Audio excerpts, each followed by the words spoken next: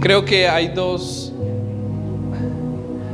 cosas en las que todos aquí estamos de acuerdo. La primera es que Dios es real, ¿no? ¿Cuántos aquí estamos de acuerdo en que Dios es real? Dios es real. Y la segunda, Dios desea ser conocido. Dios desea que lo conozcamos. Tanto que Él se ha mostrado, se ha revelado a nosotros de muchas maneras.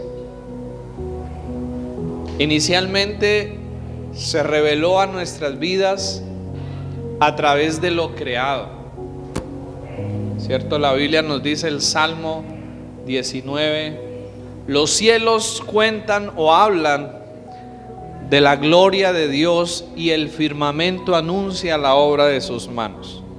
Entonces inicialmente Dios se manifestó, Dios se reveló a nosotros a través de lo creado. Luego se ha manifestado de manera más específica y personal a personas en diferentes momentos de la historia, ¿no?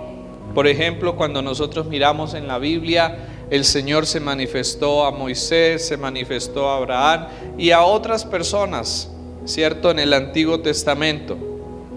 Habló audiblemente a algunos de ellos, tuvo revelaciones de Él a personas específicas en momentos específicos. Y luego en el Nuevo Testamento, Dios decide mostrarse de una manera más, digamos, abierta, de una manera más completa, de una manera más plena, a través de su Hijo Jesucristo, ¿verdad? Y la Biblia nos dice acerca del Señor Jesús, Él es la imagen del Dios invisible. ¿Qué significa eso? Que Dios ha hecho su revelación y su manifestación más plena, más completa, ¿a través de quién? A través de nuestro Señor Jesucristo. Y luego en nuestro tiempo Dios se muestra o se revela en nuestras vidas, porque ya el Señor Jesucristo no está. O sea, los que estaban en ese entonces tenían el privilegio de verlo así físicamente, ¿verdad? De escucharlo, de caminar con Él. Pero en nuestro tiempo entonces, ¿qué tenemos nosotros? ¿Qué ha quedado de esa revelación que Dios ha decidido hacer de sí mismo? ¿Cómo se revela Dios hoy? ¿Cómo se manifiesta Dios hoy entonces a nuestras vidas? A través de su palabra, ¿verdad? Palabra nos muestra y tiene como propósito mostrarnos quién es Dios. Entonces, Dios es real. Dios quiere que lo conozcamos. Dios se ha mostrado, se ha revelado, se ha manifestado de muchas formas a nosotros los seres humanos.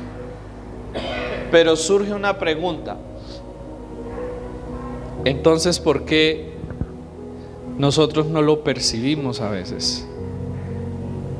Entonces, ¿por qué nosotros a veces no le conocemos? Entonces, ¿por qué nosotros a veces no nos encontramos con Él?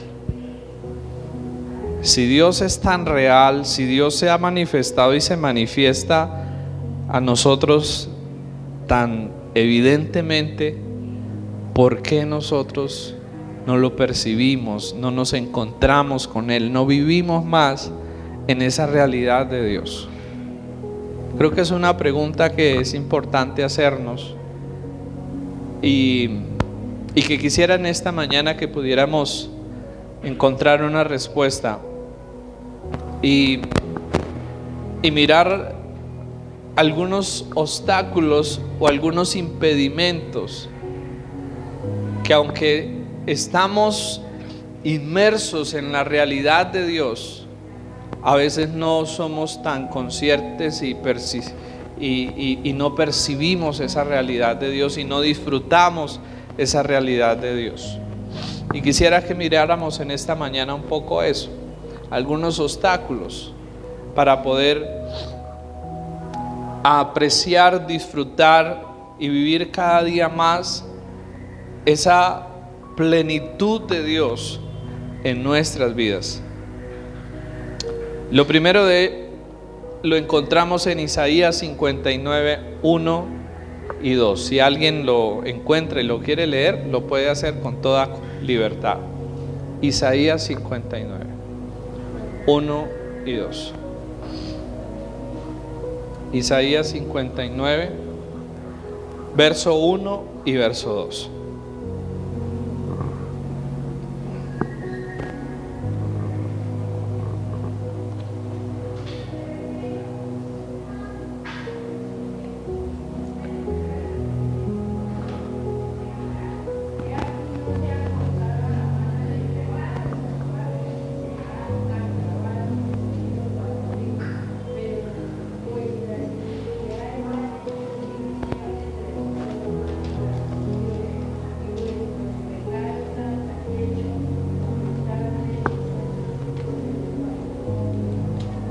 ¿Qué nos está mostrando el versículo 1? Que la mano del Señor no se ha acortado para salvar, ni se ha agravado su oído para oír. O sea, Dios está ahí. Él sigue siendo el mismo Dios que está dispuesto, que está disponible para nosotros. Su mano no se ha cortado para salvar y su oído no se ha cerrado para escuchar. O sea, Dios está ahí, es el mismo. Pero sin embargo, ¿qué dice el versículo 2?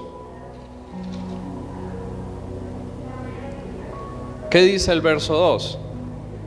Pero vuestras iniquidades o vuestros pecados han hecho que división entre vosotros y vuestro Dios. Entonces, en otras palabras, el verso 2 nos está diciendo que aunque Dios está dispuesto, que aunque Dios está disponible, que aunque Dios está ahí listo para seguir haciendo sus obras en nuestras vidas, hay algo que se levanta como un muro entre Él y nosotros. Y aquí el versículo lo dice, nuestras iniquidades, que es otra forma de hablar acerca del pecado, ¿cierto? Pero cuando la Biblia habla acerca del pecado, no está hablando acerca de que hay algunas personas que pecan y hay otras que no pecan. ¿Por qué? Porque nosotros sabemos aquí que todos pecamos, no somos perfectos, ¿verdad? Todos pecamos. Entonces la diferencia entre unas y otras personas no es que quizás no pequen. La diferencia entre una y otras personas es que unas se arrepienten y otras no. Entonces, cuando nosotros hablamos de obstáculos y de impedimentos para poder encontrarnos día a día con Dios y para poder vivir esa realidad de Él en nosotros, tenemos que hablar de el pecado del cual no nos arrepentimos, o pecado sin arrepentimiento. Porque como les decía hace un momento, todos fallamos. O sea, aquí no hay nadie que seamos perfectos, ¿verdad? Pero la diferencia entre unos y otros es la sensibilidad a cuando han hecho algo que contrista al espíritu, han hecho algo que apagan al espíritu e inmediatamente buscan la manera de reconciliarse y de restablecer esa relación, esa conexión con Dios. Entonces, el primer obstáculo y el primer gran impedimento para podernos encontrar y para poder vivir una vida en conexión con el Señor tiene que ver con ese pecado sin arrepentimiento. Pecado sin arrepentimiento. Miren, y esto no es un tema quizás para hablarlo con alguien que no conoce de Dios. Porque el arrepentimiento no solo es el inicio de la vida con Dios. El arrepentimiento es algo constante del caminar con Dios. ¿Sí me hago entender? O sea, uno muchas veces dice, no, yo me arrepentí hace 20 años. Y es cierto, quizás. Pero es que el arrepentimiento no es solo para ese momento. El arrepentimiento es algo que necesitamos diaria y continuamente en nuestras vidas. ¿Por qué razón? Porque la embarramos. O no le pasa a usted que se equivoca, que peca, ¿cierto? Pecamos. No lo hacemos ya de la misma manera que antes. Claro que sí, no lo hacemos de esa misma manera. Pero sin embargo, seguimos lidiando y seguimos batallando con un remanente de nuestra naturaleza caída que está ahí muy pendiente para tratar siempre de llevarnos a hacer lo malo, y que hay momentos en nuestra vida que cuando nos descuidamos, eso termina llevándonos a fallarle a Dios. Y a veces, sin darnos cuenta, dejamos acumular pecados sin arrepentimiento en nuestra vida.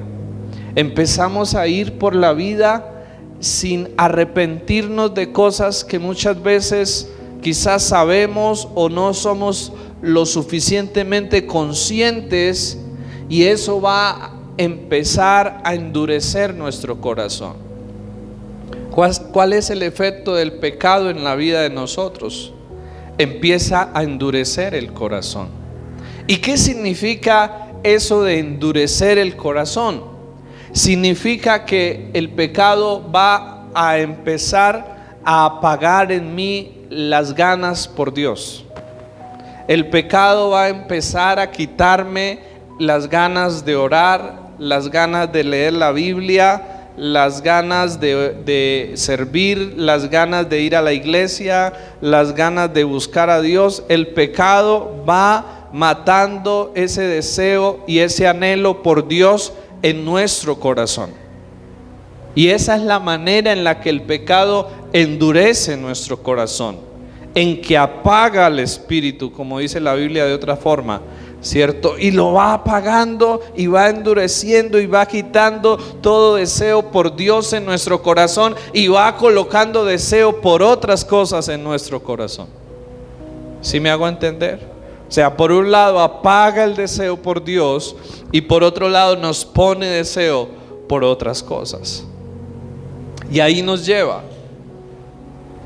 Miren, la Biblia nos dice, y David oraba en el Salmo 51 versículo 10: crea en mí, oh Dios, un corazón limpio. Sí. ¿Y por qué razón David pedía eso? Después de que es consciente de que su corazón no estaba limpio, pero también porque David sabía que el medio para él ver a Dios, para él percibir a Dios, para él conectarse con Dios, era su corazón. El instrumento o el área de nuestra vida donde nosotros nos conectamos o donde nosotros nos encontramos con Dios es el corazón. No es algo físico. Yo no me encuentro con Dios físicamente, pero ¿dónde o cómo sucede ese encuentro con Dios? En mi corazón. Y por eso el Evangelio de Mateo capítulo 5 versículo 8 dice lo siguiente: bienaventurados los de limpio corazón, porque ellos verán a Dios. Esta bienaventuranza nos está mostrando algo, y es que para poder llegar a apreciar y a percibir a Dios, nosotros necesitamos primero que tener un corazón limpio. Si mi corazón no está limpio, yo no voy a poder percibir o apreciar a Dios. ¿Por qué? Porque mi corazón es el medio, es el instrumento a través del cual yo puedo apreciar y conectarme con Dios. Y si mi corazón no está limpio, no voy a poder apreciar a Dios. Es como si nosotros tuviéramos que usar unas gafas para poder ver y de repente estas gafas están sucias, llenas de mugre, llenas de polvo. ¿Qué va a pasar? No vamos a poder ver, ¿cierto? No va a ser posible que veamos. De la misma manera pasa con nuestro corazón. Yo recuerdo lo que un hombre decía alguna vez, y él dijo: fui a unas reuniones cristianas, varias de ellas, pero nunca sentí nada. Nunca pasó nada en mi vida. Y entonces esta persona quizás su expectativa era de ir y de poder sentir o apreciar algo de Dios así, sin arrepentimiento, sin reconocer que el problema no está en Dios, que el problema no está fuera de nosotros, sino que el problema está dentro de nuestro corazón. Así que para poder ver y para poder apreciar y para poder conocer y contemplar y experimentar esa realidad de un Dios que quiere ser conocido, de un Dios que se ha mostrado, de un Dios que se ha manifestado a nosotros de muchas formas, de muchas maneras, necesitamos revisar nuestro corazón y necesitamos orar como David, ¿cierto? Señor, dame un corazón limpio. Yo creo que necesitamos dejar de orar tanto porque Dios resuelva ciertos problemas, aunque debemos orar por ellos, pero debemos dejar de orar tanto para que Dios nos provea recursos económicos, bendiga nuestros planes, y debemos orar o necesitamos orar más por esto, que Dios cree un corazón limpio en nosotros. Necesitamos ser conscientes de esto, iglesia, porque hasta que no suceda esta limpieza en nuestro corazón, no vamos a poder contemplar y apreciar la gloria de Dios, y al mismo tiempo no vamos a quedar ahí cautivos, enamorados, seducidos y atrapados por Él. No va a ser posible. Y yo creo que eso es algo que necesitamos ser más conscientes como cristianos. No podemos simplemente vivir el día a día pensando que todo está bien, sino que necesitamos orar y decirle al Señor que examine nuestro corazón, que examine nuestra vida, y que por favor nos conceda cada día un corazón limpio. Esa es una necesidad. Cuando somos honestos, cada uno podemos llegar a esta misma conclusión que llegó David: Señor, crea en mí un corazón limpio.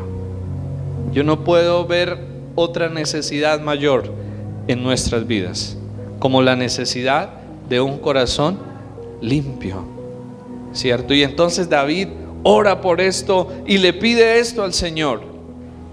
Pero hay una segunda obstáculo, hay un segundo obstáculo que también nos puede impedir vivir una vida conectada con Dios, y es cuando dependemos de nuestras emociones para nuestro caminar con Dios. Cuando son nuestras emociones las que regulan y las que controlan nuestra relación con Dios. ¿Qué significa eso de que sean las emociones? Significa eso de que yo vivo la vida por el sentir. Entonces, ¿cómo es eso? Si hoy siento o tengo ganas de orar o de leer la Biblia, lo hago. Pero si no siento y si no tengo ganas, no lo hago. Si hoy siento ir a la iglesia, voy. Si hoy no siento ir a la iglesia, no voy. Si hoy siento servir, siento ayudar, lo hago. Y si no siento hacerlo, no lo hago. Eso significa dejar que las emociones sean las que controlen y las que manejen nuestra relación con Dios. ¿Y creen ustedes que eso será correcto? ¿Por qué razón no podemos depender de nuestras emociones para nuestra relación con Dios? ¿Por qué esto no es algo sano en nuestro caminar con Dios? Primero, porque nuestras emociones son pasajeras y cambian, ¿cierto? Nuestras emociones son pasajeras y cambian. O sea, yo ahorita puedo estar muy feliz y mañana de pronto me puedo levantar un poco estresado, preocupado, angustiado, ¿verdad? Ahorita puedo estar muy contento y más rato puedo estar enojado. Nuestras emociones son ¿qué? Pasajeras y cambian.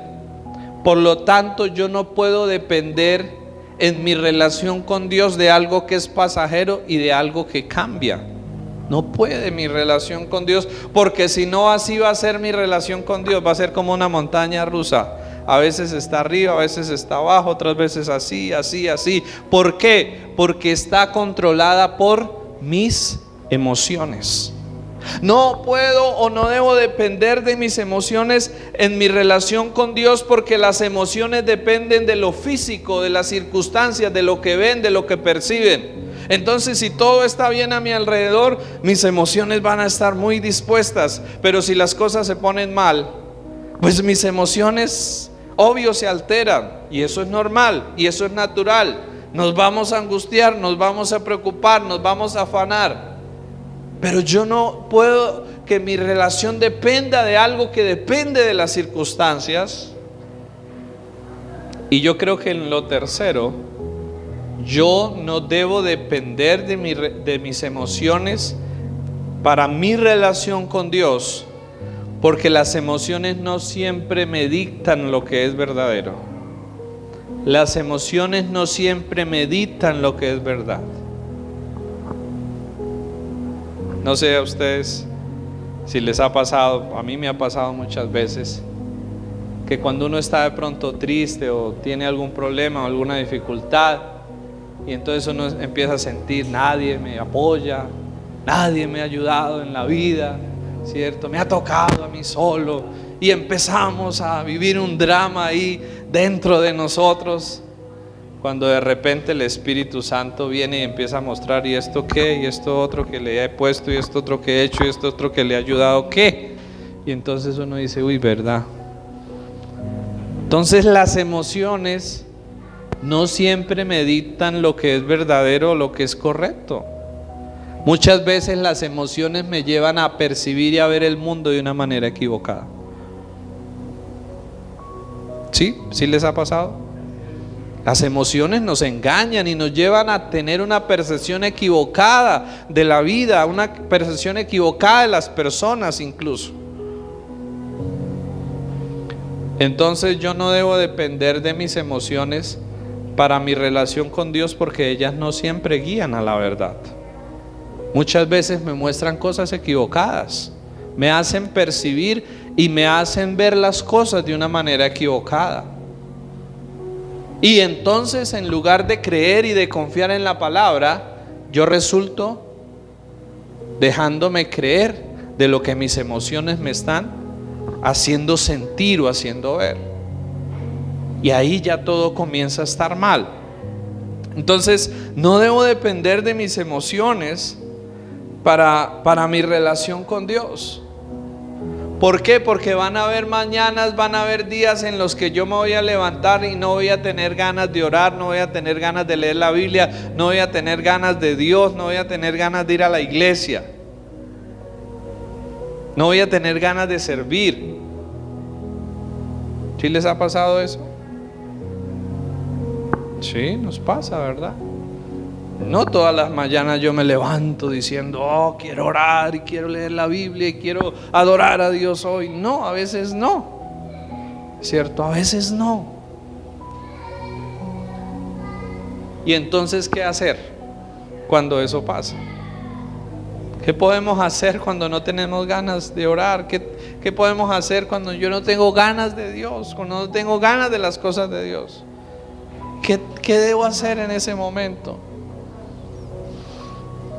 En ese momento yo debo dejarme guiar no por lo que siento, no por las emociones, sino por las convicciones. Si una cosa son emociones y otra cosa son convicciones. ¿Y qué significa las convicciones? Significa aquello que yo sé y que yo entiendo que es lo correcto para mi vida. Aquello que yo sé que es lo correcto, que es lo verdadero, que es lo que necesito para mi vida. Y entonces en ese momento, aunque yo no sienta hacerlo, yo no me dejo guiar o llevar por el sentir, sino que yo me dejo llevar por la convicción de que sé que es algo que necesito y sé que es algo que debo de hacer. ¿Sí me hago entender? O sea, eso es como aplicarlo cuando uno tiene un trabajo, tiene una responsabilidad y yo me levanto con pereza o me levanto incluso medio enfermo. Pero ¿qué sucede? ¿Me dejo llevar por eso? No, tengo una convicción de algo, tengo una responsabilidad, tengo un compromiso con algo y ese compromiso por ese algo es lo que me mueve, no la emoción, no la circunstancia, no lo que está pasando en el momento, sino es la convicción y el compromiso que he hecho con algo. Y así debe ser nuestro caminar con Dios, movido no por emociones, sino por convicciones de aquello que sé que es lo correcto y que sé que es lo que necesito y que sé que es lo que debo de hacer para el bien de mi vida, para la gloria de Dios. Luego de esto, creo que hay algo más que es un gran obstáculo en nuestro caminar con Dios. Y son prioridades equivocadas, exceso de ocupación, de ocupaciones y falta de organización. Las he puesto las tres en una misma porque creo que tienen relación. Entonces, algo que afecta nuestro caminar con Dios: prioridades equivocadas, exceso de ocupaciones y falta de organización. Creo que es un obstáculo muy grande en nuestras vidas. Prioridades equivocadas, exceso de ocupaciones y falta de organización. Lucas capítulo 14, versículo 28 nos muestra lo siguiente. Quien lo encuentre y lo quiera leer, lo puede hacer. Lucas capítulo 14, verso 28. Lucas capítulo 14, verso 28.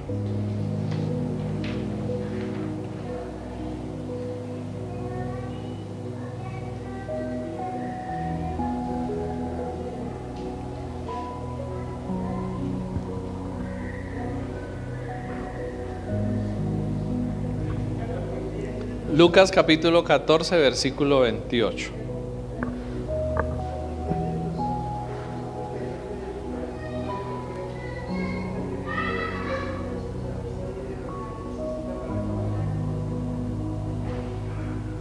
¿Qué nos está mostrando este versículo? Que antes de hacer algo debemos sentarnos y debemos analizar y debemos planear y debemos organizar. Y debemos establecer las prioridades correctas. O sea, por ejemplo, si yo sé que voy a construir una casa, pues yo no voy a resultar poniendo el techo primero, por ejemplo. ¿Cuál es la prioridad? Las bases, ¿verdad? O sea, tiene un orden, tiene unas prioridades para que las cosas queden bien, ¿cierto?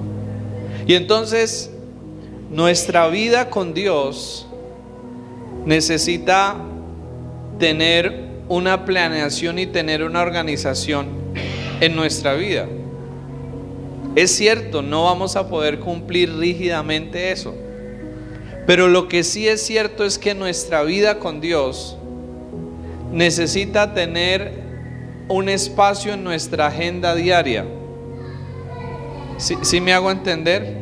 Porque es que muchas veces, por no asignarle una hora y por no asignarle un tiempo diario a ese espacio con Dios, lo resultamos dejando así queda tiempo, ¿cierto? Por ejemplo, si me queda tiempo hoy oro y leo la Biblia. Si se me da todo, lo hago. Y la vida no puede funcionar o no funciona de esa manera. Dios nos invita para que nosotros le asignemos una hora, le asignemos un tiempo y le asignemos un espacio de cada uno de nuestros días a aquello que tiene que ver con Él.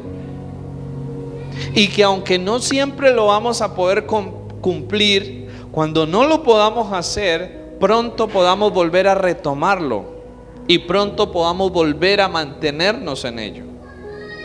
¿Sí me hago entender? O sea, yo no voy a poder cultivar y desarrollar una relación con Dios si Él no tiene asignado un tiempo, una hora, una cita diaria en la que yo voy a estar con Él. Las ocupaciones diarias, las distracciones van a venir y me van a ocupar todo el tiempo. Y yo voy a resultar no teniendo tiempo o no teniendo fuerzas luego para poder estar con Dios. Así que nosotros necesitamos organizar, y por eso la Biblia nos deja ver luz en esto, y la Biblia nos muestra que quizás la recomendación del mejor tiempo, de la mejor hora y del mejor momento para estar con Dios, para cultivar, para encontrarnos con Dios, sea temprano en la mañana. Porque ya luego nos metemos en los quehaceres del día y en la noche estamos ya cansados. Pero yo creo que si nosotros no nos organizamos, si no establecemos a Dios y las cosas de Él como una prioridad en nuestra vida, si no lo agendamos, si no le asignamos una hora, si no le asignamos un tiempo, si no le asignamos un espacio, ¿qué va a pasar? Pues que mi relación con Dios va a reducirse a los domingos, por ejemplo. Que usted puede terminar siendo alguien que solo abre y lee su Biblia el domingo que viene a la iglesia. O que usted va a terminar siendo alguien que solo ora el domingo que viene a la iglesia, que solo adora y canta a Dios el domingo que viene a la iglesia. ¿Y qué cree que va a pasar con su vida espiritual y su vida con Dios? Pues no va a progresar y usted no va a dar los frutos que Dios espera de cada uno de nosotros. ¿Y cómo podemos saber si estamos en una relación correcta con Dios? El Señor dijo: por los frutos ustedes podrán saber y podrán conocer. Y yo creo que en esta mañana esa es una buena pregunta que nos tenemos que hacer. ¿Cuáles son los frutos que yo estoy dando para Dios? ¿Estoy dando fruto para Dios? ¿Cuáles son esos frutos? Y si no, ¿qué necesito hacer? ¿Qué cambios necesito hacer en mi vida para poder tener una mayor permanencia en Dios y que de esta manera yo pueda dar frutos como resultado de esa permanencia y de esa vida con Dios? Así que este es un gran obstáculo. Mateo 6:33, el Señor nos dice algo. Es un verso muy conocido. Mateo 6:33. Mas busquen primeramente el reino de Dios y su justicia. O sea, ¿qué nos está ¿hacia dónde nos está dirigiendo Dios acá? Busquen primeramente el reino de Dios y su justicia. Y frecuentemente yo tengo que hacer ajustes para poder hacer esto. Frecuentemente yo tengo que desplazar cosas para poder hacer esto. Pero Dios continuamente está hablándonos y está diciéndonos: oye, recuerda, busca primeramente el reino de Dios. Y para poder hacer eso tenemos que aprender a decirle no a ciertas cosas y a ciertas personas. Para poder hacer eso, incluso tengo que aprender a dejar mi teléfono a un lado y ir a Dios sin distracciones, sin interrupciones. Miren, Mateo 6:24 dice que no podemos servir a dos señores, porque vamos a amar al uno y vamos a aborrecer al otro. O sea, yo no puedo pensar en quedar bien con todos. No, voy muchas veces a tener que decirle no a cosas, a tener que decirle no a personas, para poder decirle sí a Dios y para poder hacer aquello que Dios me muestra que necesito para mi vida. Entonces necesito prioridades, pero también necesito valor para decirle no a cosas, y para entender que cuando yo le digo no a algo por Dios, o cuando yo dejo de decirle sí a Dios para decirle sí a otra cosa, eso muestra lo que estoy amando, ¿cierto? Porque acá dice el texto: no podéis servir a dos señores. ¿Por qué? Porque vas a amar al uno y vas a aborrecer al otro. O sea, cuando yo le estoy diciendo no a Dios, eso no significa que yo no tengo tiempo. Eso no significa que estoy muy ocupado. No, eso muestra algo más profundo. Eso muestra que yo estoy amando algo más que a Dios. Porque para aquello, para lo que yo amo, yo a eso le dedico tiempo. O sea, y no hay excusas, ¿verdad? O sea, a aquello que nosotros amamos, le sacamos el tiempo como se lo sacamos. O sea, y ahí no importa lo que venga, no importa lo que pase. A aquello que yo amo, yo le saco tiempo, yo le dedico tiempo, yo le dedico vida, yo le invierto vida. Esté enfermo, esté como esté, ahí voy a estar, porque es algo que amo. Entonces, en el fondo, esto nos deja ver algo. Cuando Dios no es mi prioridad, no significa solo que estoy muy ocupado, no significa solo que soy desorganizado. Cuando Dios no es mi prioridad, significa que estoy amando algo más de lo que lo amo a Él, y que tengo que revisar eso en mi corazón, y tengo que pedirle: Señor, perdóname porque he convertido algo o alguien en un ídolo, en mi Dios, que amo más que lo que debo amarlo a Él. ¿Sí? Finalmente, otro gran obstáculo para nuestro caminar, con nuestro encuentro diario con Dios, es la pereza. Muy conectado con lo anterior, pero por alguna razón algunos piensan que la vida con Dios tiene que ser todo chévere, todo fácil, todo sencillo. Y entonces incluso hay algún pensamiento: no, pues ya hemos sido salvos, somos salvos por gracia, no es por obras, yo no tengo que hacer nada, entonces simplemente me cruzo de brazos y espero a que el Señor venga un día por mí. Pero la Biblia nos muestra que la gracia de Dios no es algo para cruzarnos de brazos y para dormir, sino que la Biblia nos muestra, como Pablo lo dijo, que en él la gracia de Dios no había sido en vano, sino que había trabajado más que muchos, y gracias a eso él podía tener mucho fruto para presentar delante de Dios. Entonces, ¿qué vemos aquí? Que la gracia de Dios no es para la pereza, no es para la ociosidad espiritual, sino es para que podamos tener la capacidad de hacer lo que antes no podíamos hacer. El caminar con Dios requiere esfuerzo, requiere sacrificio, requiere dedicación. O sea, si de pronto usted ha llegado a pensar que las cosas con Dios son simplemente sencillas, fáciles, no es así. El Señor en Josué capítulo 1 versículo 9 le dijo algo, le habló primero de promesas, pero luego le dijo algo que se lo repitió varias veces.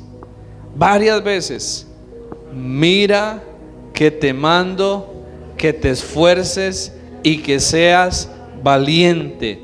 Y se lo repitió varias veces, que te esfuerces y que seas valiente. ¿Qué significa eso de esforzarse?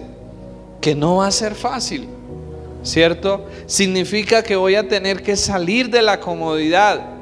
Significa que si mi tiempo con Dios, digamos, si yo soy una persona que inicio mis actividades laborales, por ejemplo, a las 6 de la mañana, significa que si yo quiero mantener mi vida conectada y llena de Dios, entonces yo pongo mi despertador 1 hora antes para poderle dar a Dios ese primer tiempo de mi vida. Y me esfuerzo, ¿verdad? Y me esfuerzo por hacerlo. Me organizo, pero me esfuerzo por hacerlo. Que si yo vivo no sé dónde y tengo que ir a la reunión o tengo que ir a alguna actividad para ayudarle a alguien, para servir a alguien, para servir en la iglesia, para servir a la causa de Dios, me esfuerzo, me sacrifico. Si tengo que caminar, si tengo que desplazarme, si tengo que gastar algo, lo hago. ¿Por qué?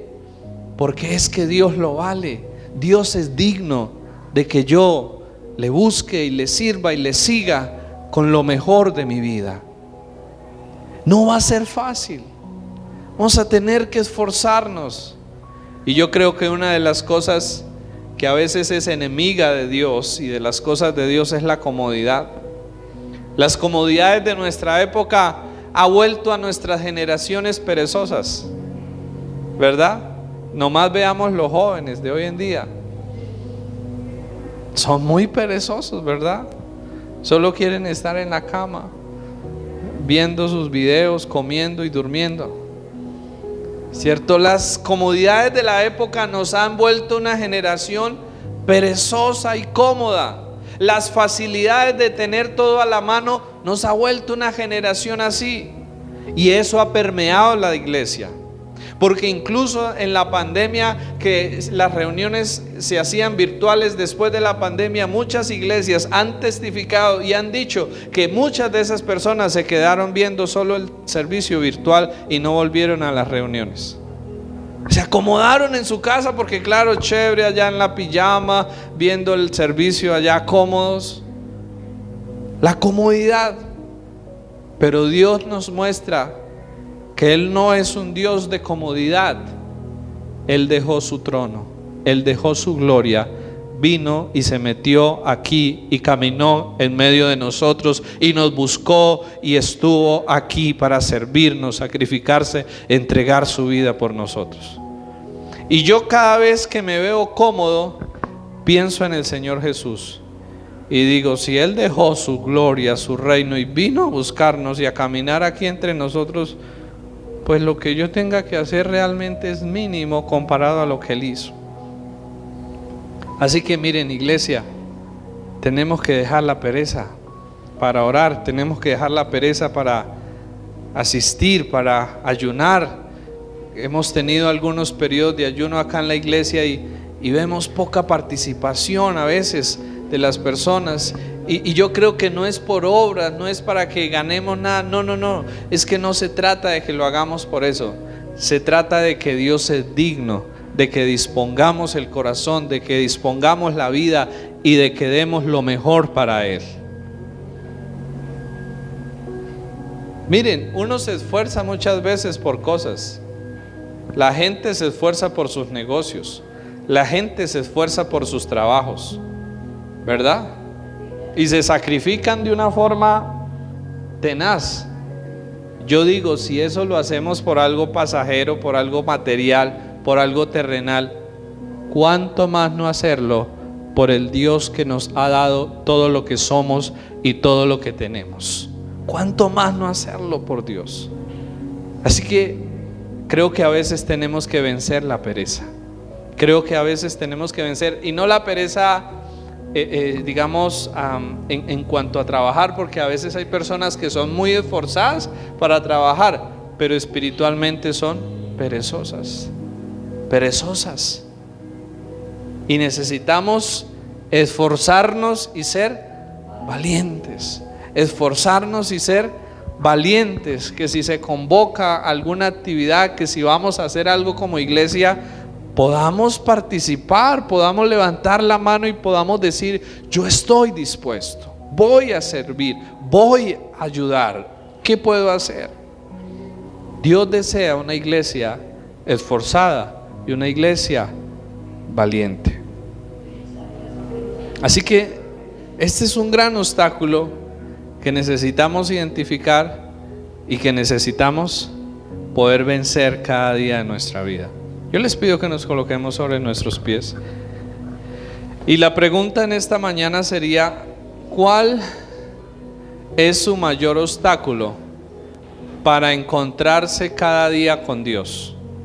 ¿Cuál es su mayor obstáculo para encontrarse cada día con Dios? Seguramente para todos no es el mismo, pero sí en esta mañana Dios nos está invitando a que miremos cuál es el mayor obstáculo. ¿Será un pecado sin confesar, un pecado sin arrepentimiento en mi vida? ¿O será que dependo mucho de mis emociones? ¿O será falta de organización, de prioridades, exceso de ocupaciones en mi vida? ¿O será la pereza? ¿Cuál podrá ser? Pensemos por un momento y cerremos nuestros ojos y hablemos con Dios cada uno acerca de eso en esta mañana. Padre, te damos gracias hoy, porque con amor y con paciencia, Señor, caminas a nuestro lado cada día. Nos hablas, nos corriges, nos muestras, Señor, cosas que a veces no vemos, que a veces no entendemos, Señor. Hoy, después de recordar que tú eres tan real y que te has manifestado de tantas maneras a nuestras vidas, Señor, pero a veces nosotros no somos conscientes de eso, no vivimos en esa realidad tuya, no te conocemos lo suficiente, Señor. Hoy, Padre, queremos pedirte que nos ayudes a identificar cuál es el obstáculo, Señor, que nos impide encontrarnos cada día contigo,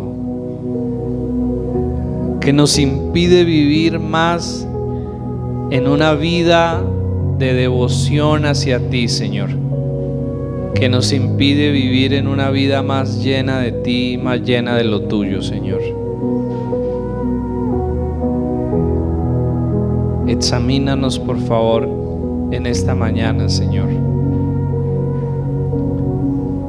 y ayúdanos a identificar, Señor, cuál de estos obstáculos es el que más nos impide encontrarnos cada día contigo, Señor.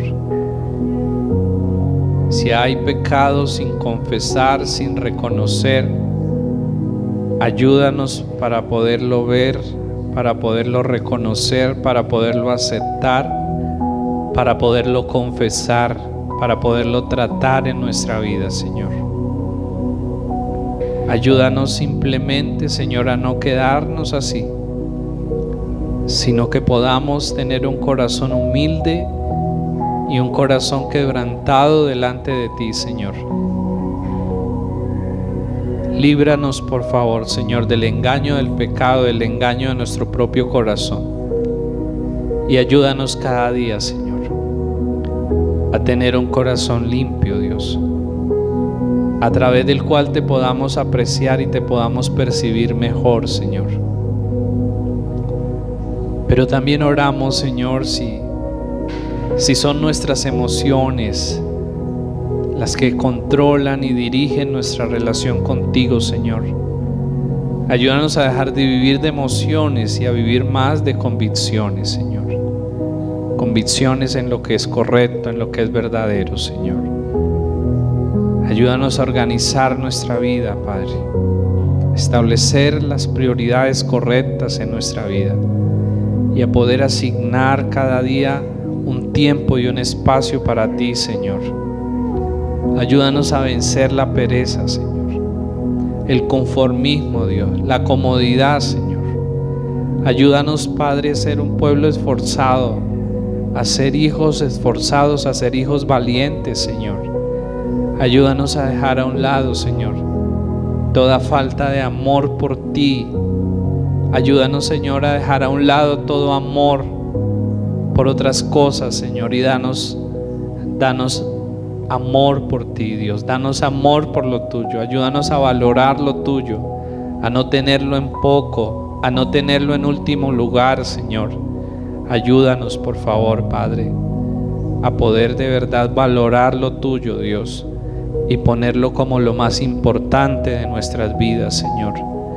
Ayúdanos a encontrarnos cada día contigo, Señor, y que en ese encuentro contigo nuestra vida se renueve, nuestra vida se fortalezca, nuestra vida se llene, Señor, de vida, de la vida de Cristo, Señor, de la fuerza de Cristo, de la verdad de Cristo, Señor. Te lo pedimos en esta mañana, Padre, con agradecimiento, Señor, porque tu Espíritu obra en nuestros corazones, Dios, obra en nuestras vidas, Señor. Gracias, Padre. Amén.